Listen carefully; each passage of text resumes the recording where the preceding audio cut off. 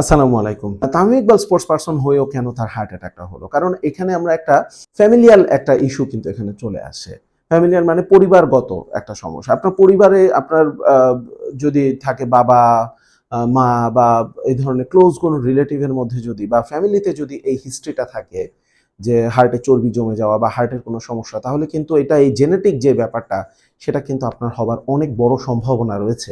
রক্তে চর্বি জাতীয় যে ধরনের অসুখ, যে ধরনের রোগগুলো হয় সাধারণত বেশিরভাগই কিন্তু এই জেনেটিক ইস্যুতে ক্যারি ফরওয়ার্ড করে পরবর্তী জেনারেশনে। অটোসোমাল ডমিনেন্ট আমরা এটাকে বলি মেডিকেলের ভাষায়। দ্বিতীয় যে ব্যাপারটা চলে আসে সেটা হচ্ছে যে ফিটনেস, ফুড এবং লাইফস্টাইল। এখন মনে করেন যে আমি যতই স্পোর্টস পারসন হই না কেন, ফুড হ্যাবিটটা কিন্তু অনেক গুরুত্বপূর্ণ একটা বিষয়।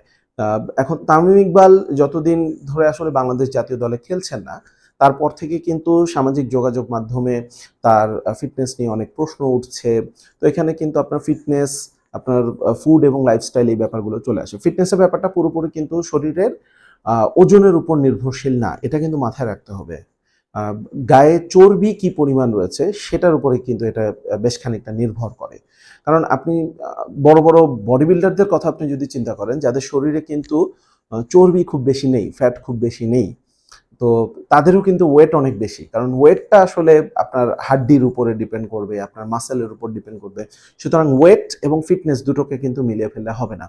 তো মূলত যে ব্যাপারটা বলতে চাচ্ছি যে food and lifestyle, I am pretty sure যে ফুড এবং লাইফস্টাইলের উপরেও হয়তোবা তামিম ইকবালের অতটা কন্ট্রোল ছিল না যতটা তিনি জাতীয় দলে খেলার সময় দেখাতেন, এবং সেটা খুবই স্বাভাবিক কারণ এখন তিনি ডোমেস্টিক ক্রিকেটই খেলেন, বিপিএল খেলেন, তো এগুলোতে সেই জায়গা থেকে কিছুটা বেরিয়ে আসতে পারে। তো আমার কাছে মনে হয় যে ওই যে ফ্যামিলি বা জেনেটিক হিস্ট্রির কথা বলছিলাম, আমি যতটুকু জানি তামিম ইকবালের বাবা তিনিও কিন্তু হার্ট অ্যাটাকে মারা গেছেন। আমি যতটুকু জানি, আমি এখানে ভুল হতে পারি। তামিম ইকবালের চাচা আকরাম খানেরও হার্টের সমস্যা আছে আমি যতটুকু জানি। আমি আবারও বললাম যে এটা আমার নলেজ অনুযায়ী বলছি, আমি ভুল হতে পারি এখানে। সুতরাং তামিমের ফ্যামিলিতে আমার জানা মতে এই হিস্ট্রিটা রয়েছে, হার্টের রোগের হিস্ট্রিটা রয়েছে।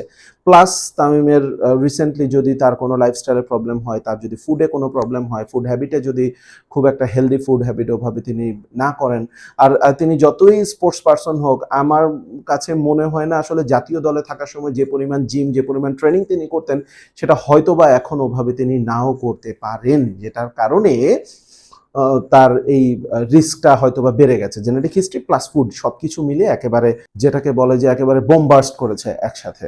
এই জন্য হুট করেই কিন্তু তামিম ইকবাল কলাপস করেছেন। এখন তৃতীয় যে ব্যাপারটা আসবে যে হুট করে কি আসলে কলাপস করেছেন, আমার তা মনে হয় না। কারণ এই যে একটা আর্টারি 100% ব্লক, এই 100% ব্লক তো হুট করে সেদিন সকালে হয়নি, একদিনে কিছুক্ষণের মধ্যে 100% ব্লক হয়ে যায়নি। এটা হচ্ছিল, এটা একটা প্রসেসের মধ্যে দিয়ে যাচ্ছিল। তাহলে সেই প্রসেসগুলো কি ছিল? একটা হয়তোবা তামিম ইকবালের এই ধরনের বুকে ব্যথা আগে হয়েছিল কি হয়নি, তিনি হয়তোবা গ্যাস্ট্রিকের ওষুধ, যেটা আমরাও করি, অনেক সময় বুকে ব্যথা হলে গ্যাস্ট্রিকের ওষুধ খেয়ে ফেলি।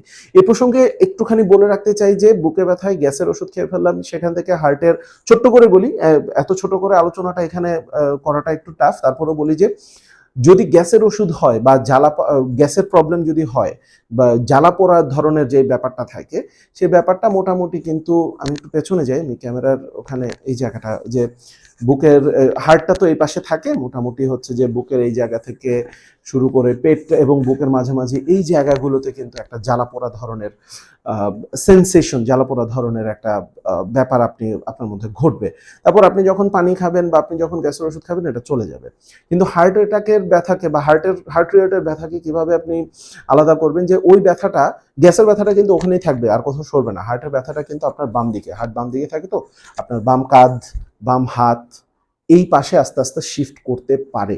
এই যে এই জায়গাগুলোতে আমার মনে হয় যে একটু নজর রাখা প্রয়োজন যখন বুকে ব্যথা হয়। এই ব্যাপারগুলোকে যেমনটা বলছিলাম যে গ্যাসের ওষুধ খেয়ে বসে থাকলাম, এটাকে আমরা বলতে পারি যে মিসড কল, যে একটা কল এসেছিল কিন্তু আমি সেটা মিস করেছি। আর আরেকটা ব্যাপার হচ্ছে যে আমার মতো যারা রয়েছেন, আমি এই প্র্যাকটিসটা করি, হাই রিস্ক যারা রয়েছেন, একটা নির্দিষ্ট বয়সের পর, আমার মনে হয় যে 30-32 পার হওয়ার পর থেকে বছরে 2বার করে অ্যাটলিস্ট, এবং 40 পার হওয়ার পর বছরে 3বার, অর্থাৎ 4 মাস পর পর একটা বডি চেক আপ করানো উচিত। ব্লাডের একটা ছোট্ট পরীক্ষার মাধ্যমে, ব্লাডে কোলেস্টেরল কতটুকু জমেছে, লিপিড প্রোফাইল পরীক্ষার মাধ্যমেই কিন্তু আমরা এই ব্যাপারটা বুঝতে পারি। আগে থেকে আমরা মিসড কল যেন না হয়, সেই ব্যাপারগুলো হয়তো আমরা বুঝতে পারবো। সুতরাং ওটাই যেটা যেটা বললাম যে তামিম ইকবালের এই ব্যাপারটা থেকে আসলে আমাদেরও একটু শিক্ষা নেওয়া উচিত যে একজন স্পোর্টস পারসন হয়ে তিনি যদি এভাবে হুট করে কলাপস করতে পারেন তাহলে আমি আপনি তো অবশ্যই অনেক রিস্কে রয়েছে, তাহলে আমাদের কি করণীয়?